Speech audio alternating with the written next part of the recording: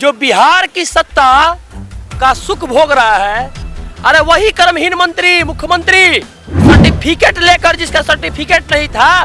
बिहार में एक दौर ऐसी थी कि जो बिहार विद्यालय परीक्षा समिति सर्टिफिकेट बना के देता था लोगों को, और लोगों की नौकरी लग जाती थी सर्टिफिकेट पर।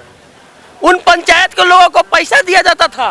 अरे किसी जाकर टीचर से तो पूछिए कि एलिफेंट के स्पेलिंग नहीं जानेंगे, एरोप्लेन के स्पेलिंग नहीं जानेंगे। अरे हमसे क्या, पूरा यूट्यूब पे सर्च तो कीजिए कभी कि उस पंचायत के जिसको सर्टिफिकेट देकर बहाल किए हैं उनकी क्या स्थिति और परिस्थिति है। स्वस्थ शिक्षा मंत्री की बात हो, क्या कितने अस्वस्थ शिक्षा मंत्री की बात हो? अरे वैसा कर्महीन मंत्री तो पूरे बिहार में अभी कोई नहीं है। जो बिहार की सत्ता का सुख भोग रहा है, अरे वही कर्महीन मंत्री मुख्यमंत्री जो सर्टिफिकेट लेकर, जिसका सर्टिफिकेट नहीं था। बिहार में एक दौर ऐसी थी कि जो बिहार विद्यालय परीक्षा समिति सर्टिफिकेट बना के देता था लोगों को, और लोगों की नौकरी लग जाती थी सर्टिफिकेट पर। उन पंचायत के लोगों को पैसा दिया जाता था, और वो पैसा आता था यहाँ पर भी, बिहार से पटना आता था, उन लोगों की नौकरी लगती थी।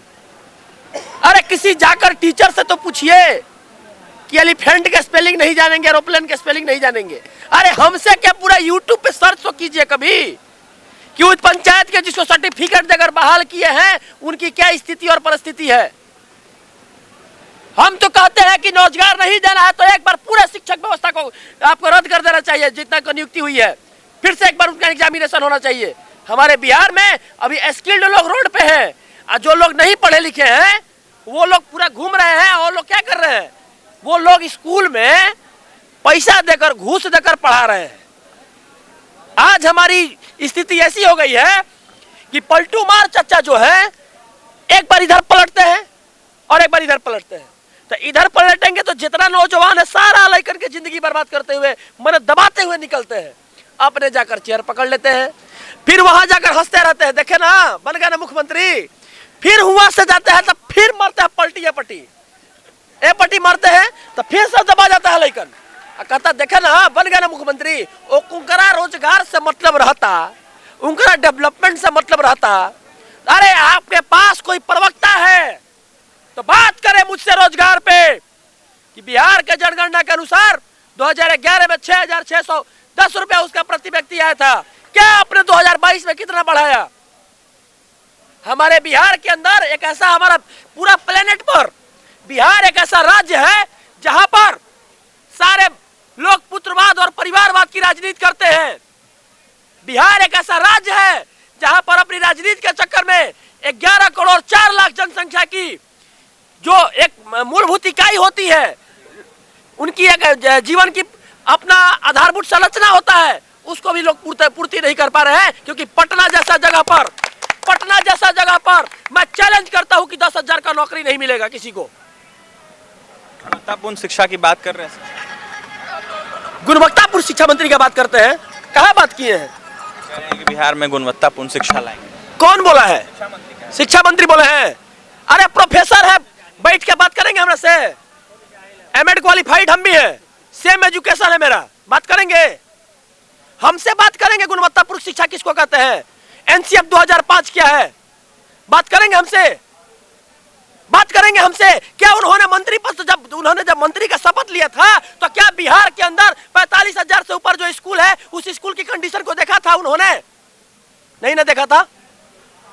उन्होंने अपनी राजनीतिक रोटी सेकने के लिए अभी कहते हैं कि जाइए ना मांग लीजिए 16 करोड़ वाला से। अरे तो चूड़ी पहन के कहा लेके बैठा है, शर्म मरिए आप, हट जाए, चूड़ी छोड़ दीजिए अपना, खोल के ऐसे निकाल के पायल अथी कर दीजिए।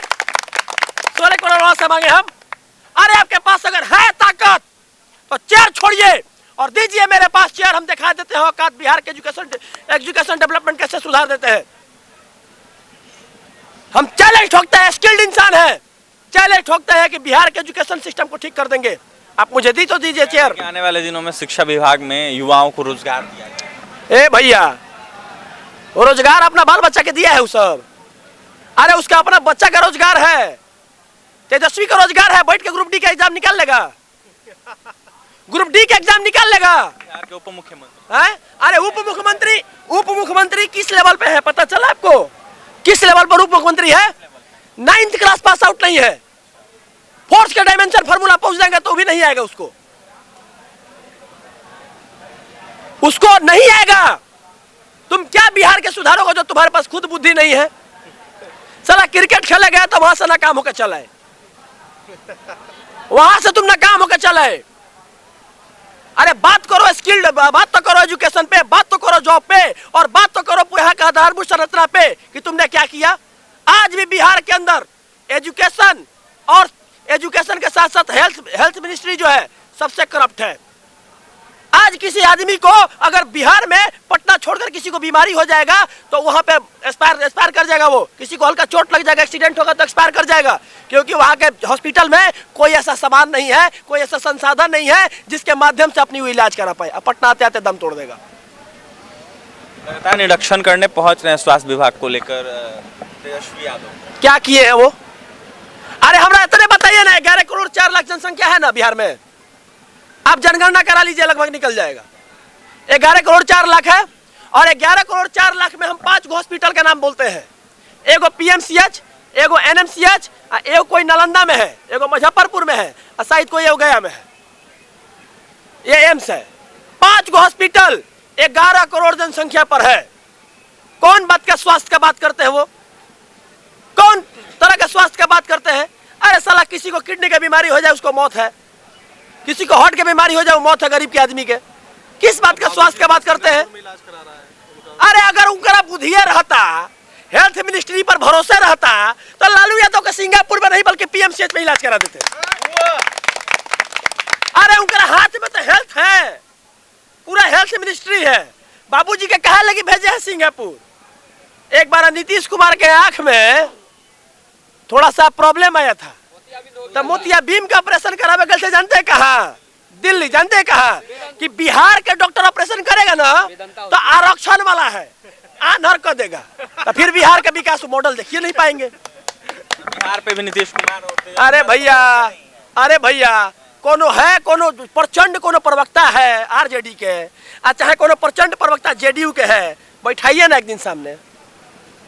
अरे बैठाइए ना। 243 को विधायक के वोट की गिनती एक दिन में हो जाता है।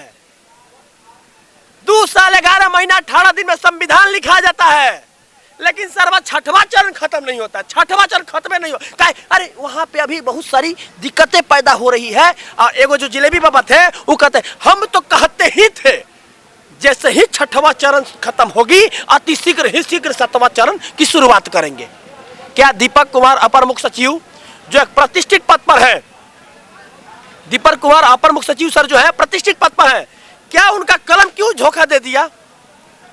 क्या उनके कलम पर भरोसा नहीं था? देखिए सारा चीज आपको लेटर वहां मिल जाएगा।